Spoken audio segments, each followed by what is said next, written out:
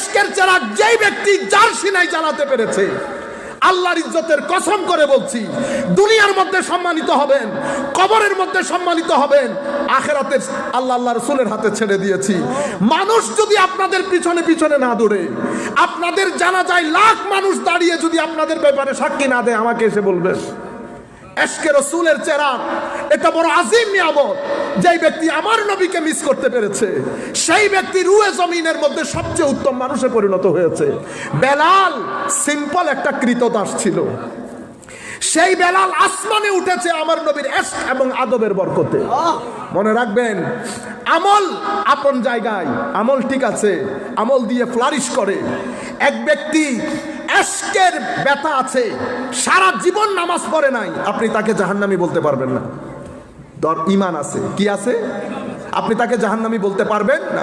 আমার আল্লাহ ইচ্ছে হলে ফাসেক ফাজের, ইচ্ছে হলে দিবে।